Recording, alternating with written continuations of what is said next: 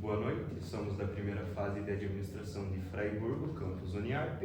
Eu estou aqui para entrevistar a senhora Elisete, junto com os colegas Guilherme Lara e o Henrique. Primeiramente, eu gostaria de pedir para a senhora para se apresentar para que nossos espectadores consigam saber de quem estamos falando. Boa noite, meu nome é Elisete, Elisete Primon, sou casada, tenho 2 filhos, hoje sou administradora do Colégio Drummond, também diretora, né, do colégio, atuo já há 33 anos à frente dessa instituição.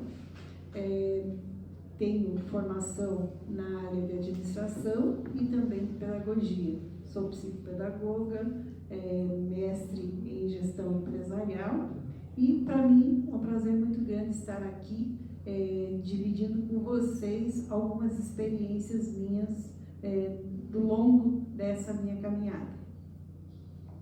Primeiramente, com as questões, eu gostaria de saber como foi sua carreira profissional, onde começou e aonde termina. Olha, eu comecei a trabalhar muito jovem, né? Menina ainda, e trabalhava no comércio. Após isso, acabei indo para a docência, né? Fui ser professora e daí surgiu então as coisas, né? As situações foram se encaminhando e a minha inquietação foi me levando a um caminho, né? Juntamente, né, com a minha irmã, que permanece conosco até hoje, né, na gestão também do colégio, e essa inquietação nos levou então à criação do Colégio Drummond. Mas eu tive uma trajetória bem grande antes, né, trabalhando, sendo funcionária, né, de algumas empresas, trabalhando em áreas financeira, comércio, e depois é que eu fui ser professora. E aí dessa função, né, de professora foi que surgiu então, como eu falei, essa necessidade, essa vontade, né, de abrir uma escola, de fazer algo dentro, né, dessa profissão, né, tão honrada que é a profissão de professor, e que a gente consiga, né, levar conhecimento, né, desde a educação infantil até aí o ensino médio, que hoje é a nossa proposta, né? Falando sobre essa questão do início, né? Você sentiu que na época que você foi abrir o Drummond, havia uma necessidade, tipo, não existia tantas escolas particulares assim na cidade, na região? Na verdade, como eu falei, surgiu de uma inquietação, né, da gente enquanto profissional da área de educação, né? E Fraiburgo tinha 3 escolas, aliás, 2 escolas, né, particulares. A nossa foi a terceira. Nós somos, eu sempre costumo dizer que a nossa escola, né, o nosso colégio, ele é o bebê de Fraiburgo. Então, ele foi o terceiro, né? Então, mas justamente a proposta, ela vem da necessidade de você fazer educação de maneira diferente, que foi essa a nossa proposta inicial e que foi isso que nos motivou a abrir o colégio. Então, a vontade de fazer diferente daquilo que muitas vezes, quando você trabalha para o estado, município, às vezes até para outras, eu trabalhei em outra cidade para a escola particular também, muitas vezes você acaba tendo que obedecer, né, uma filosofia daquela instituição. Então, isso faz com que a gente perceba, né, e foi o que aconteceu conosco, percebemos que a gente tinha muito mais a oferecer daquilo que daquela limitação que muitas vezes a gente tinha, né, dentro das instituições das quais a gente trabalhou. E qual foi o maior desafio que a senhora encontrou durante esses 33 anos de Drummond?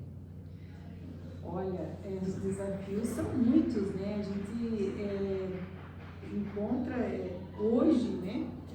São 33 anos desafiadores. Então, assim, eu não diria assim um maior, um menor. A gente é tão acostumado essa rotina, essa convivência, esse mundo desafiador que é o mundo da educação, que eu não teria para você, digamos assim, um desafio maior. Para nós foram todos desafios e todos foram vencidos. Então, assim, são muitos e ao mesmo tempo todos vencidos com muito sucesso, com muita perseverança, com muita cabeça fria no momento que cada problema surge, né? E você vai vencendo cada um deles. Então, não teria como enumerar para vocês um. Hoje se torna algo muito mais fácil, imagina, do que foi no começo. Com certeza, a experiência conta, né? Eu brinco muito que hoje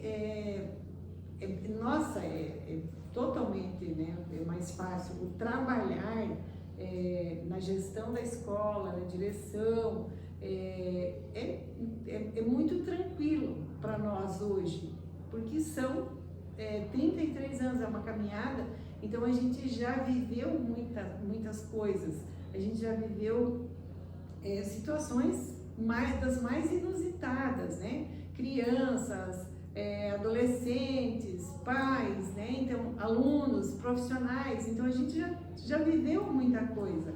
Então, eu acho que hoje se torna uma caminhada, digamos assim, mais fácil para a gente, mais tranquila, e ao mesmo tempo também me coloco sempre naquela condição, enquanto colégio, de formação, não só a formação dos nossos alunos, mas formação também de profissionais. Nós contratamos, por exemplo, pessoas na nossa escola, estagiários, por exemplo, auxiliares de sala, estagiários de biblioteca, secretaria, que muitas vezes são ex-alunos nossos, adolescentes que vieram conosco. Então, a gente vem formando essa base enquanto aluno e, após isso, permanecem como profissionais e fazem essa caminhada, essa escalada.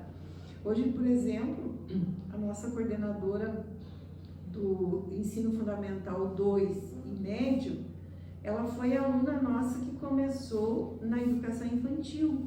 Ela começou como aluna nossa com 3 aninhos, ela fez todo o percurso, né, de aluna até o ensino médio, foi fazer faculdade de pedagogia, mas nesse período que ela fazia faculdade, ela já foi ser auxiliar de educação infantil, que a gente tem as estagiárias. Após isso, ela já foi trabalhar, né, no ensino fundamental como professora, e é onde ela permanece agora como coordenadora. Então, você observar essa trajetória, né, e são outros tantos, eu cito ela, né, mas nós temos outros tantos lá dentro que seguem essa mesma trajetória.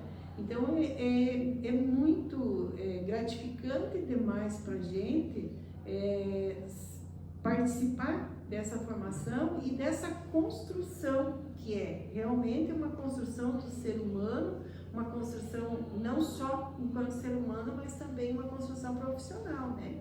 Então, é uma formação integral realmente do indivíduo. Então, uma pergunta que a gente tem que fazer, essa questão de se deve acompanhar muitos alunos, né? Desde o prezinho, às vezes na idade do período, né? Isso. Até o final do ciclo, às vezes tem sido um exemplo, né? Que começa a trabalhar com você. Isso. Nós temos muitos, assim, por exemplo, na turma que formou no terceirão de dezembro, Nós tínhamos 12 alunos, porque lá no colégio nós temos uma cerimônia de finalização do ensino médio, onde nós entregamos um troféu chamado Troféu Fidelidade para aquele aluno que entrou na educação infantil e que vai até o ensino médio.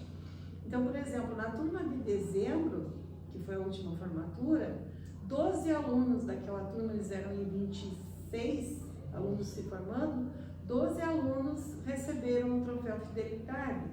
Então, 12 alunos que iniciaram lá na educação infantil. E o sentimento disso é fantástico, porque você acompanha cada evolução, né? Enquanto criança, aí vem a pré-adolescência, adolescência, e quando você devolve, né? Eu uso sempre esse termo com os pais, quando nós devolvemos eles aos pais, eles já estão prontos para a universidade, né?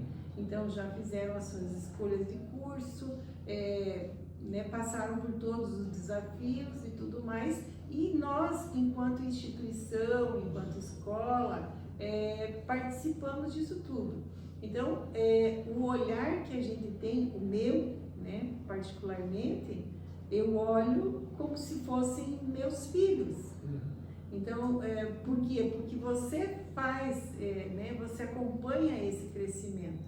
Então, é realmente criar filhos, criar, educar, formar, né? Então, nós, enquanto colégio, nós temos o compromisso também, né, da formação, né, acadêmica de cada um também. É o conhecimento, né? Começa lá a estimulação, a oralidade, e vem vindo coordenação, alfabetização e todo o desenvolvimento, raciocínio lógico, né? E vai avançando a fase até que se chega a formação básica, que é a proposta nossa do colégio, né? Hoje nós trabalhamos só com o ensino básico. Então, quando o aluno sai, ele sai com a base pronta. E nesse sentido vocês trabalham bastante para ajudar o aluno a descobrir o próprio caminho? Com certeza. Incentivar ele a fazer uma faculdade? Com certeza. Esse sempre foi o foco maior nosso, né? Porque a gente faz essa trajetória, essa formação, ela é constante e ela tem que ser completa. Então, quando eu falo, o colégio acompanha todas as fases, são todas mesmo. Então, hoje nós trabalhamos sobre vários aspectos de vida de cada indivíduo. E a escolha da profissão é uma delas também. Então, não fica de fora. Nós temos, a partir do primeiro ano de ensino médio, nós temos uma disciplina chamada Projeto de Vida. O Projeto de Vida, ele está dentro de um programa socioemocional que o colégio trabalha hoje, que é o programa Líder em Mim. Então, quando nós falamos em Líder em Mim, nós iniciamos lá na educação infantil com esse programa, e quando chega no ensino médio, ele encerra com o programa Projeto de Vida dentro do Líder em Mim. E cada aluno, ele elabora, né, o seu projeto de vida. Claro que nós temos profissionais que acompanham, né? A gente tem outros profissionais, são psicólogos, né? Profissionais de determinadas áreas, onde você percebe qual é a maior incidência, digamos assim, de alunos, visitas, né? A gente visita universidades, cursos, chama muitas vezes coordenadores de cursos para ter essa conversa com os nossos jovens antes, né, de iniciarem as inscrições de vestibular, né? Sim, essa questão do líder em mim era uma pergunta que a gente ia fazer também. Puxa vida, eu estou atropelando você, então. Mas foi uma questão que surgiu então para ajudar os alunos, né, a fazerem seu projeto de vida, né, saírem da escola mais direcionados. O Líder em Mim, ele foi ele surgiu para nós, na verdade, era uma inspiração nossa, né? Esse programa, ele é um programa americano, né? Ele é baseado no livro do Stephen Covey, dos 7 hábitos das pessoas altamente eficazes. Inclusive, eu sugiro a leitura para vocês que são acadêmicos de administração. Esse é um livro excelente. Se chama Os 7 Hábitos das Pessoas Altamente Eficazes. Ele é direcionado, né, à administração. E esse programa, O Líder em Mim, ele foi baseado nesse livro dos 7 hábitos lá na Fundação Franklin Covey, nos Estados Unidos. Então, hoje no Brasil, são poucas as instituições que adotam esse programa. E nós do colégio sempre, né, a gente sempre buscando inovar, sempre buscando trazer coisas novas, diferentes, buscando sempre o crescimento. Eu queria muito trazer esse programa para o nosso colégio, mas era muito caro, né, por se tratar de um programa. Ele é importado, então ele tem um custo mais elevado. E aí você sempre esbarra na questão, né, poder aquisitivo, nossa cidade, o que comporta, porque, né, quando você pensa assim, nós queremos fazer alguma coisa de bom e isso vai ser excelente, você tem que pensar também no custo. Quem vai pagar, se isso realmente não vai ser algo muito oneroso, né, para os pais. Então, isso era sempre algo que me segurava. Quando aconteceu a pandemia, lá em 2020, nós estávamos ainda em casa, né? A escola ficou durante o ano de 2020 todo, né, sem poder abrir, nós trabalhando de forma online. E aí as necessidades foram surgindo mais e mais, porque essa criançada estava toda em casa atrás de uma telinha, né? E a gente tentando fazer essa ponte, essa interação, né, com eles. E aí, novamente, a necessidade de se fazer algo, porque também teríamos que pensar no retorno, nós estaríamos voltando depois de um ano em casa. E aí, o próprio sistema de ensino do qual nós somos conveniados também, né, compartilhava da mesma preocupação. E isso é a vantagem de você estar associado a pessoas que comungam, muitas vezes, com o mesmo ideal, né, teu, com a mesma filosofia. E aí, eles fizeram um convênio com a Fundação Franklin Covey dos Estados Unidos e conseguiram trazer, em função da pandemia, fazer com que a gente conseguisse um valor, né, digamos, mais acessível. Se perguntassem para mim, é barato? Não é um programa barato, mas é bem menos do que antes, né, da pandemia, quando a gente pensou em trazer eles.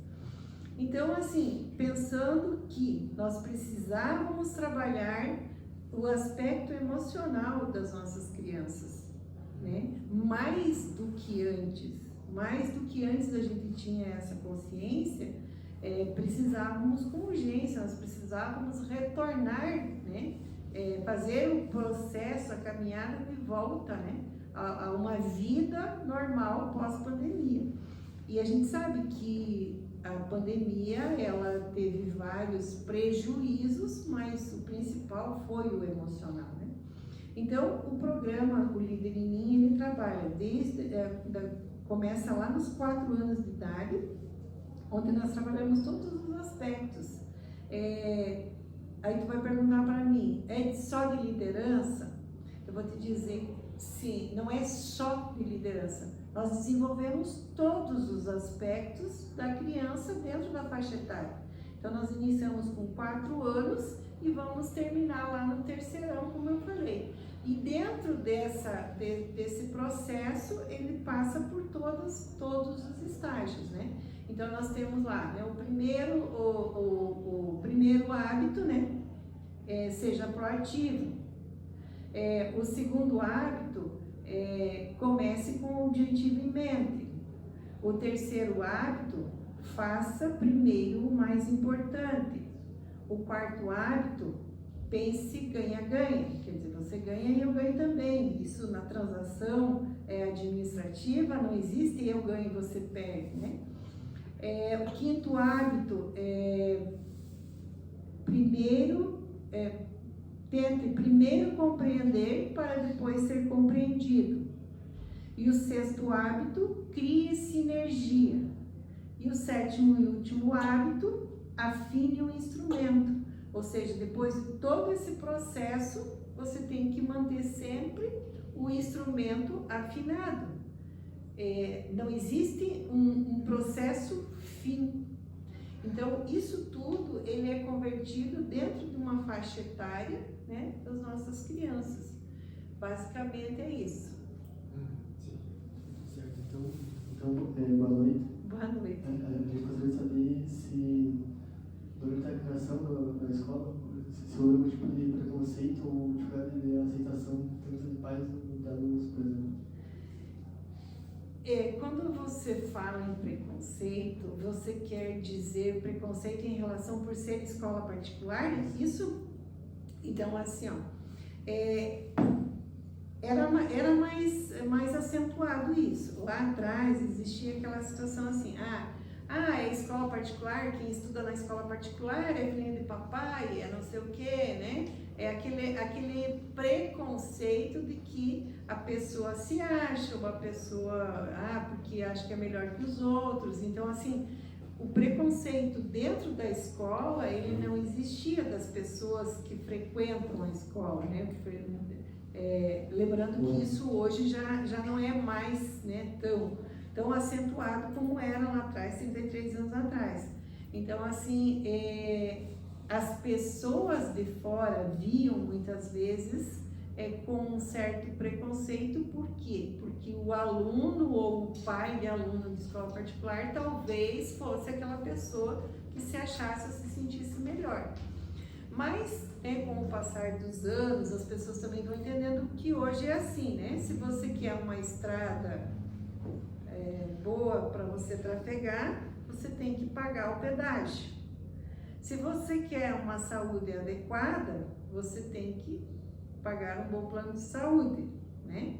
Ou senão tu vai ficar lá, né, na fila do SUS. E se você quer uma educação de qualidade, você vai ter que pagar essa escola. Então, hoje existe essa consciência de que o diferente, o diferencial, infelizmente, né? Não vamos aqui puxar questões, né, relacionadas a questões políticas, mas assim, nós vivemos num país onde temos muitas dificuldades nesse sentido. Então, quando você quer algo diferente, você tem que, infelizmente, você tem que pagar. E o Colégio Drummond, ele vem exatamente proporcionar esse diferencial, né? E por ser uma entidade privada, ou seja, uma empresa, obviamente, ela cobra pelos serviços prestados, né? Sim, eu achei muito interessante a questão de quando teve a pandemia, a senhora disse que foi basicamente só na frente do celular, correto? E eu queria saber como houve a transição ao longo do tempo, porque a Escola Drummond já está há muitos anos nesta cidade. Eu queria saber se há muita diferença do ensino no começo, que havia menos tecnologia, para o de agora, como que foi migrar tudo isso? Olha, todo o processo, ele não vira a chave e ele acontece de uma hora para outra, né? Então, você vem acompanhando. Claro, se você pega hoje, o que temos hoje, os recursos que nós temos hoje e o que nós tínhamos há 33 anos atrás, é inegável, né? Muita coisa mudou, né? Se você pegar celular, né? Qual era o tipo de celular que nós tínhamos, né, há 33 anos atrás? Né, você falava basicamente por linha telefônica, né? Então, existia, manda e-mail, não, tu manda fax mesmo, né? Então, claro, existe uma evolução gigante nesse sentido, mas ela vem acontecendo gradualmente, né? Ao longo desses anos ela vem acontecendo essa evolução. Hoje, num ritmo muito mais acelerado, com toda certeza. Então, a gente costuma falar, o que lá atrás demorava 10 anos para mudar, hoje, às vezes, é 1 ano, né? 2 anos já mudou, prova disso, né? São os celulares, né? Você fica 1 ano com celular, 2 anos, ele já está desatualizado, já surgiu, né? O 14, o 15, o 16 e assim vai, né? Então, é muito rápido. Hoje a evolução é muito rápida e por isso se exige muito mais do ser humano para que ele, né, acompanhe, digamos, esse ritmo acelerado. Então, as pessoas estão tendo que se, digamos assim, a trabalhar numa velocidade, né, ou buscar o conhecimento numa velocidade muito maior, né? E isso também tem, é claro que tem prejuízos nisso. Isso é onde, né, comprovado que o estresse maior que as pessoas vivem é em função desse ritmo acelerado. Então, se você pegar, por exemplo, eu acredito que vocês, jovens, né, com essa carinha de jovens que vocês têm, todos vocês devem de vez em quando sentar na frente do computador, jogar um joguinho. Joga um joguinho? Eu tenho certeza. E agora eu vou entrevistar vocês, então. Quando vocês estão na frente do computador, num joguinho, às vezes vocês não sentem uma certa ansiedade, aquela coisa do entrar no joguinho e sentir que que você está lá e isso assim é o que a gente percebe hoje, né? Então assim, a própria tecnologia ela trouxe algumas situações que não são nem um pouco agradáveis. Penso eu que vocês, com essa carinha de calma que vocês têm, vocês não devem ficar muito tempo, mas se é uma pessoa que fique 3, 4, 5 horas por dia na frente de um joguinho, ela está pilhada a 1000, né? E aí, comprometimento emocional a 1000. Então, assim, a tecnologia, ela vem agregando sim, nós precisamos acompanhar, mas enquanto instituição, enquanto escola, enquanto ser humano, enquanto empresa, nós temos que ter um freio disso, um filtro, para que a gente possa saber até onde isso é saudável, até onde isso nos ajuda e até onde isso nos atrapalha. Consegui te responder? Conseguiu. Eu gostaria de fazer mais uma pergunta relacionada, que é a diferença dos alunos de antigamente para os de hoje, porque hoje em dia tem muito guru de internet que coloca ideias completamente errôneas na cabeça das crianças de por que trabalhar se eu aqui apostando no tigrinho, por exemplo, vendendo infoprodutos na internet, ganho mais que certas profissões. Isso é um problema bem sério hoje, né? Para você hoje é difícil você fazer com que um aluno leia um livro, por exemplo, de literatura, de livre e espontânea vontade. Por quê? Porque tem muitos outros atrativos. Eu não vou ficar perdendo meu tempo aqui lendo livro. Isso lá atrás era algo que, assim, esporte. Então, o aluno lá atrás, vamos fazer um comparativo, brincava mais, se movimentava mais, praticava esporte, lia, o próprio brincar com um colega, com o vizinho, nós moramos numa cidade pequena, então eu vou lá na casa do fulano vem na minha casa. Essa interação saudável que faz com que haja o desenvolvimento da criança, né? Da criatividade, também da formação, né? Formação, por exemplo, onde é que a criança forma, né, o seu vocabulário? Onde é que a criança aprende a escrever? Quando eu falo criança, eu estou falando aqui lá do pequeno até aí o 9º ano, por exemplo, que é onde encerra o ensino fundamental. Produzir um texto, interpretar um texto, interpretar uma questão. É através da leitura, é através dessa interação, é através desse assistir, ler, acompanhar determinadas notícias e tudo mais. Então, quando hoje se diz, o joguinho é mais atrativo, o influencer, né? Hoje, meu Deus do céu, né? Quanto influencer influenciando o quê? Tal coisa, eu ensino você como é que você anda, eu ensino você como é que você ganha dinheiro, eu ensino você... E aí, de certa forma, se a criança não é bem orientada, se ela... Volta a questão do filtro, né? Das tecnologias. Se não existir esse filtro, é onde nós vamos ter crianças, adolescentes completamente comprometidos, e aí vem essa questão que você fala, eu não preciso trabalhar, eu não preciso me formar, para que eu vou estudar se eu vou lá jogar o jogo do tigrinho, se eu coloco dinheiro aqui, se a criptomoeda, se não sei o que lá, quer dizer, porque tem tantas opções de se ganhar dinheiro, que a população aí está muito rica, né? Se for, né, analisar por esse aspecto. Então, existe esse mundo ilusório que está sendo passado para as nossas crianças, para os nossos jovens. Então, esse é um grande diferencial.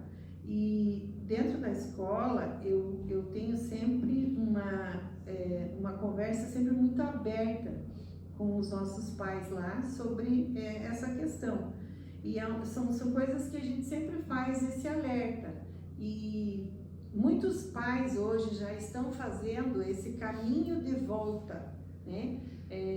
Do recolher, digamos assim, um pouco dessas tecnologias, dessas telas, para quê? Para que eu possa levar a criança para o parquinho, andar de bicicleta no lago, brincar, enfim, fazer outras coisas que, digamos, não são tão... são prazerosas para a criança e que dão um certo trabalho muitas vezes para os pais, porque uma criança o tempo inteiro querendo brincar, ela dá trabalho, né? Então, às vezes, quando se iniciou essa febre, né, das tecnologias, se entrega o celular na mão da criança e a criança fica sossegadinha ali, e eu, enquanto pai, enquanto mãe, estou aqui sossegadinha também, né? Eu sento para comer bonitinho e ninguém me incomoda. A criança não vai me perturbar. Então, mas agora está aparecendo esta geração das telas, ela já está saindo para uma universidade, ela já está saindo daqui a pouco para o mercado de trabalho. E aí nós vemos o quê? Jovens comprometidos de várias formas, sem iniciativa, né? E aí você se pergunta, como é que você vai imaginar, por exemplo, uma empresa sendo gerida por uma pessoa que não tem iniciativa para nada, uma pessoa que só tem, ela é bitolada por algo que alguém está dizendo. Quem serão os nossos líderes, né? Vamos falar a nível de também empresas, por exemplo. Hoje nós não sentimos ainda a falta, né, de absolutamente, talvez Algumas coisas a gente já percebe que mudaram, né? Mas se você parar para pensar, vamos falar aqui, por exemplo, de uma das nossas empresas aqui da cidade. Por exemplo, né, nós temos aí Trombini, nós temos a Renar, né, Renar Móveis, tem a Fischer, várias empresas que são empresas grandes, né? E aí você fica imaginando assim, hoje são geridas por quem? Por pessoas, né, mais maduras, que estão no mercado de trabalho, tipo a Elisete da vida, né? Que está no mercado de trabalho, que tem experiência, que conhece. E aí a geração que está vindo, será que ela está vindo com esse preparo, essa bagagem, essa inquietação de conhecer, essa inquietação do ler, essa inquietação do ir fazer um curso, do buscar um aperfeiçoamento, do querer saber o que tem do outro lado do vidro, né? Porque que é onde a gente descobre, né? Hoje em dia é tudo muito fácil, né? Tudo muito pronto, né? Tudo muito pronto. A gente falava até pouco, a gente brinca às vezes no colégio, né? Que a geração mexerica descascada. O que é a geração mexerica descascada? Você não vai lá comprar, ou eu sou da geração que eu subia o pé de mexerica para tirar a mexerica, né? Claro, depois vem aquele que a mexerica está lá no mercado com casca, né? E agora você vai no mercado, você encontra a bandejinha com os gominhos já, tudo bonitinho. Então, assim, qual que é o nível de dificuldade de pegar uma bandejinha daquela aí e comer só abrir, né? Quer dizer, é muita embalagem, é uma geração do descasca e embalagens. Você fala assim, por exemplo, algumas coisas assim muito corriqueiras, né? Da planta de não sei, né? De um chá, de uma erva medicinal, né? Lá na horta. A criança não sabe nem o que é isso. Como assim? Né? Da onde que isso sai, né? Então, o arroz sai da onde? Nossa, o arroz não vem no grãozinho, né? Não, ele vem lá, ele pega arroz que nasce lá no meio da água, né? Que tem que ser tratado. Então, é isso que preocupa, como é que vai ser quando a produção tiver que vir dessa geração que não se preocupa em saber de onde está vindo, né? O alimento que vem à sua mesa, né? Que nem a questão de não ler, que você disse, afeta diretamente porque tira a criatividade que é desenvolvida na criança e no adolescente durante a fase inteira e posteriormente nos adultos também. Como eles pegam já no celular tudo pronto, eles não pensam, eles não criam, eles apenas utilizam o que já foi feito. E hoje temos um chat, né? Um chat que resolve o problema de todo mundo. Então, é isso, né? Como é que você... Nós temos que fazer com que as nossas crianças, os nossos jovens voltem, né? A ler, né? A ler artigos, a ler livros, a ler... Tem tanta literatura maravilhosa, né? Que a gente precisa ler, né? Eu vejo que nós estamos aí, né? Eu estou há 33 anos à frente do Colégio Drummond, mas muitos finais de semana eu estou lá com o meu livro, com alguma coisa, alguma matéria que surgiu em relação a alguma coisa profissional, né? Hoje, por exemplo, eu tenho estudado muito a questão comportamental, né, da criança, até mesmo a questão, o uso de telas da criança.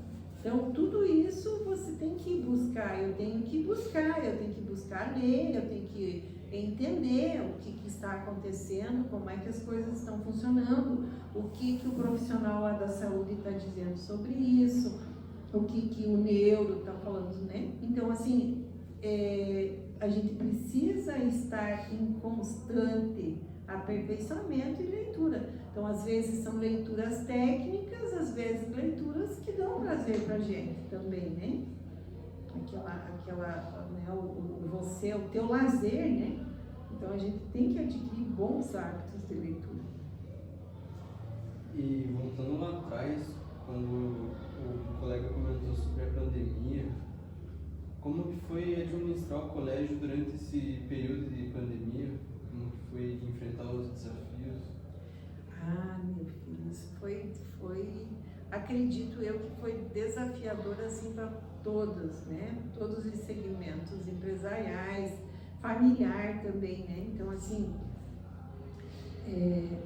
por se tratar, né, como falei, de colégio, nós estávamos com toda a criançada em casa, então nós tivemos que, eu falo que pelo fato do colégio estar sempre muito antenado, né,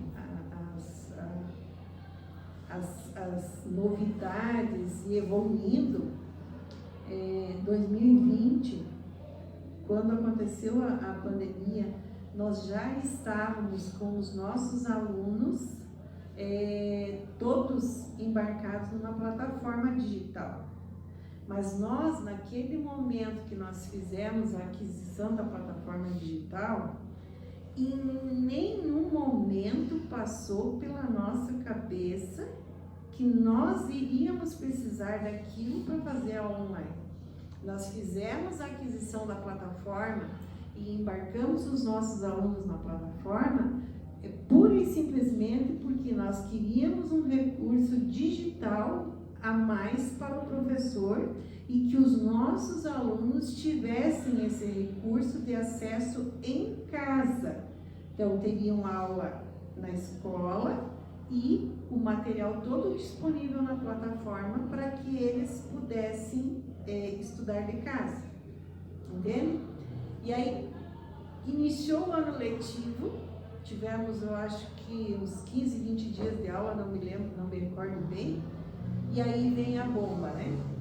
Fecha tudo, ninguém mais não volta para a escola. Eu lembro que eu precisava, a gente tentava assim, se reunir com os professores para traçar qual seria o plano, né, de ação para dali em diante.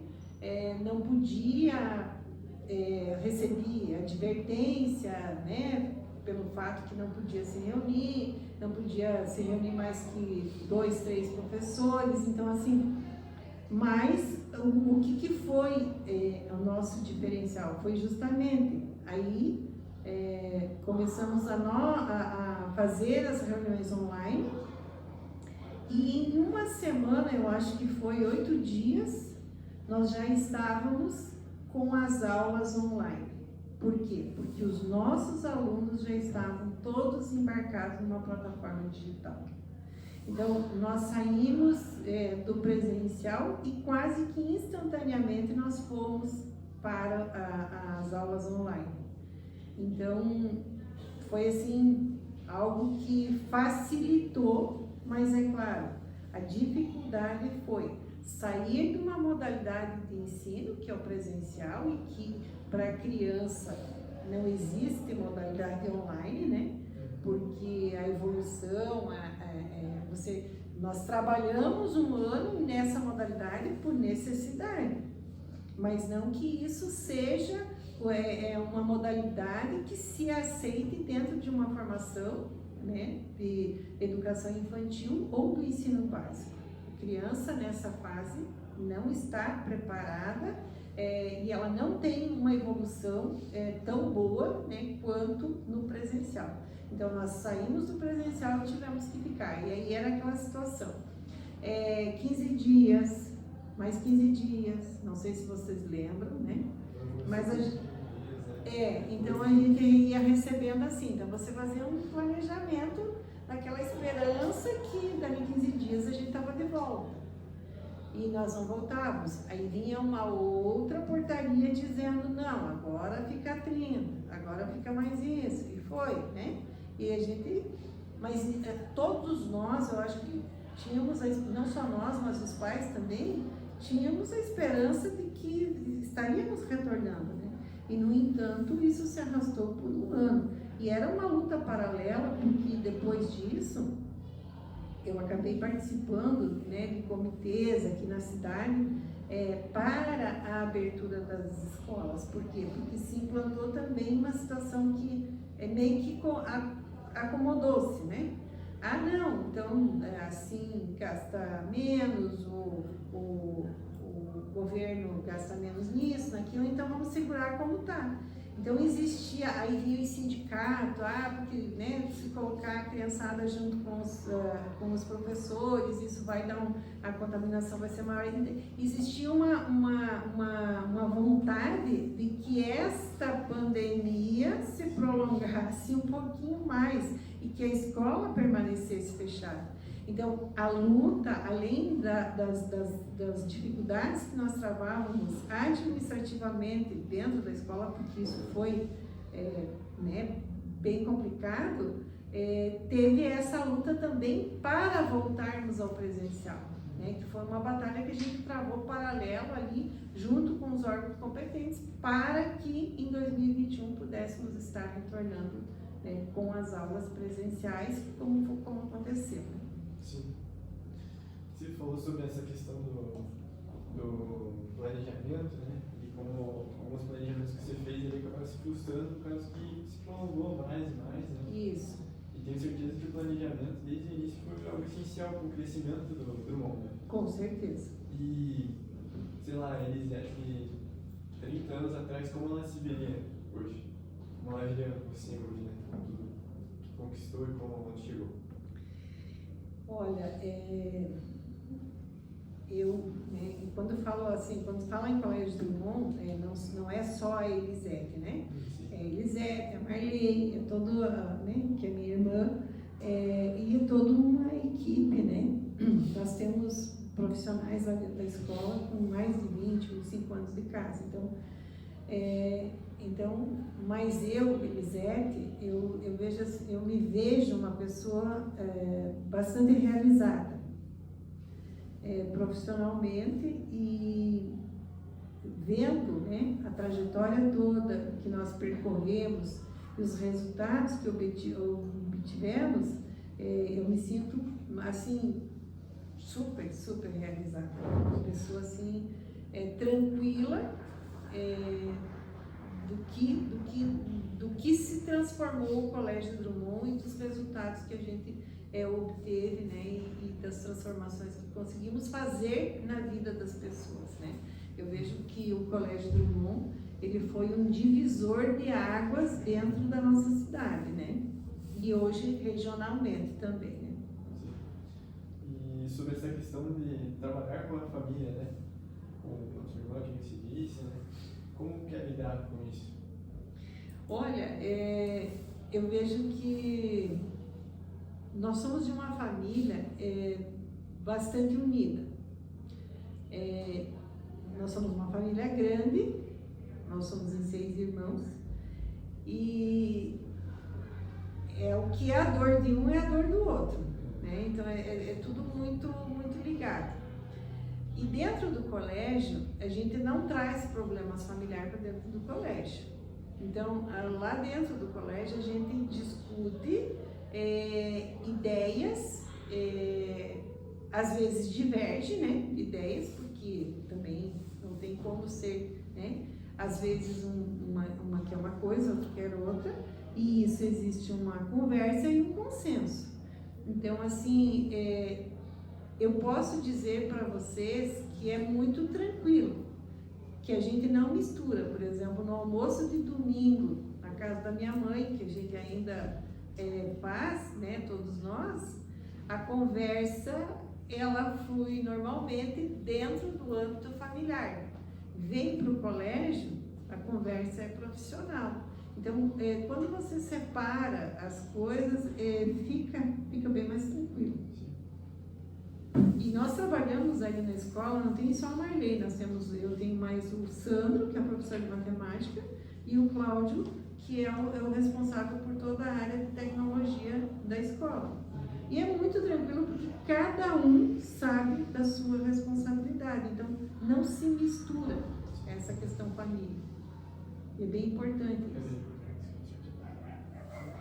Também, porque eu gostaria de saber qual o momento que houve a percepção que a escola tinha um renome. Tanto no ciclo. Assim,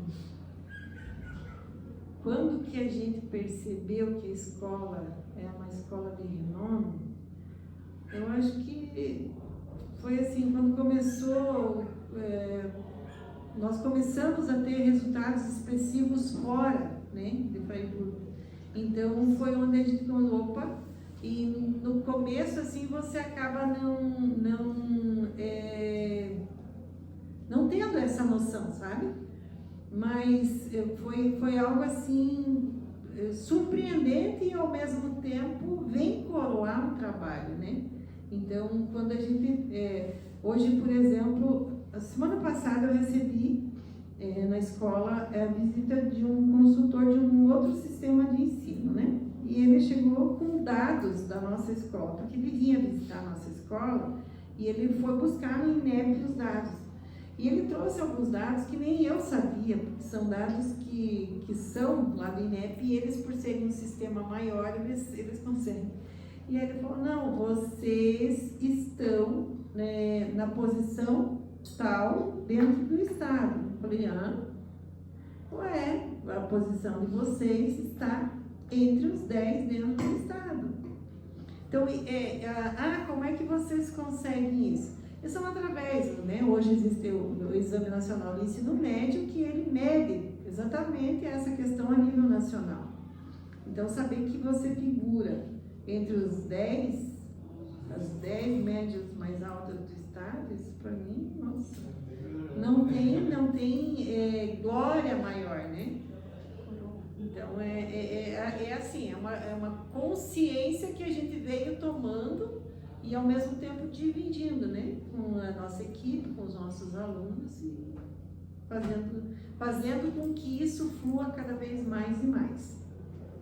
Sim, eu queria saber, porque é uma pergunta que eu me interessei muito de por que o nome Drummond, de onde surgiu, se é por causa de uma inspiração, ou que levou a todos os sócios a querer esse nome. Quando nós fundamos o colégio, eu e a Marley, né, nós queríamos um nome expressivo, né, para o colégio. E nada melhor que Carlos Drummond de Andrade, né, que é a expressão, né, literária brasileira, né, é Carlos Drummond de Andrade, né, não só através de poesias, crônicas, né, livros.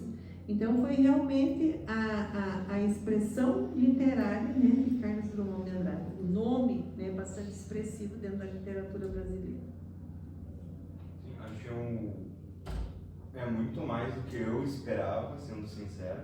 Eu achei muito bonito a escolha do nome e fiquei até sem palavras, que não é todo dia que a gente vê uma instituição com um nome de tanto significado. Exatamente. E como a gente fala, sempre você busca, né? Quando você cria alguma coisa e vocês vão ter essa experiência, com toda certeza vocês estão iniciando um curso, né, de administração e na trajetória de vocês, certamente vocês vão criar muitas coisas e eu tenho certeza, né, que com esse esmero de vocês, né, essa dedicação, vocês vão chegar longe.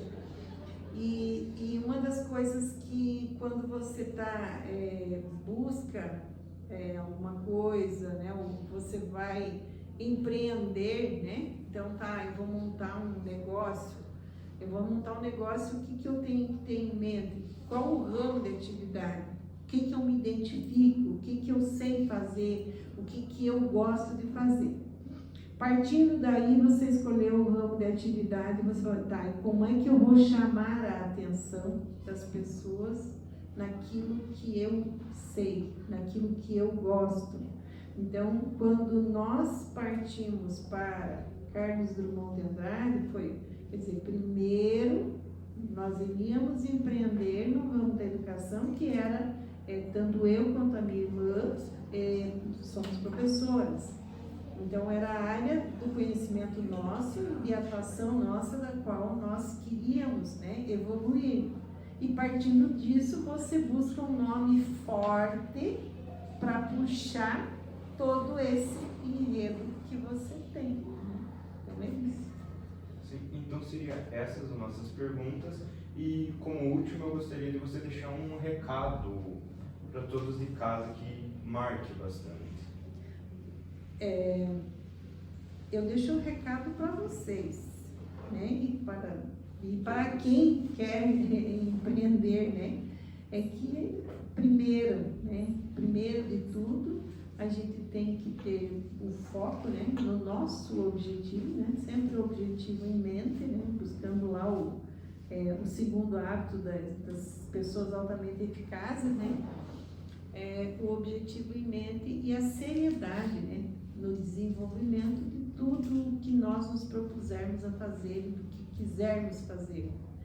E sempre que formos fazer alguma coisa, optarmos sempre por fazer o bem feito e dar o nosso melhor. Porque eu costumo falar que quando nós fazemos alguma coisa dando o nosso melhor, é a total chance de que você só venha fazer isso uma vez porque já deu certo. E quando você faz aquela famosa meio, você corre o risco de você ter que voltar e fazer, refazer até que aquilo dê certo. Então, assim, sigam em frente, sempre mirando no objetivo de vocês, buscando sempre enxergar lá na frente, que é onde, e não desviar, né, o foco buscando caminhos mais fáceis. Não que o caminho tenha que ser difícil, mas se você mirar no teu objetivo, você chega com toda certeza. Com dificuldade ou sem dificuldade, você vai alcançar. Sim. Para finalizar, a gente só quer agradecer você por ter aceitado o nosso convite, ter vindo aqui, ter se disponibilizado, vir aqui, né? Ter esperado um pouco, né? Quero, em nome de todos, parabenizar você pelos 33 anos de Obrigada. né? Não só você, toda a sua família, né? Todos os colaboradores lá também. E depois tem uma surpresinha para você também. Olha. E muito obrigado mesmo. E acho que seria isso. Eu é que agradeço o convite. É um prazer estar aqui dividindo um pouquinho da minha experiência com vocês, tão jovens e que estão aí, né, buscando, crescendo, e me coloco à disposição sempre que vocês precisarem e se acharem que eu posso contribuir de alguma maneira, estou à disposição, tá? Foi um prazer estar aqui com vocês.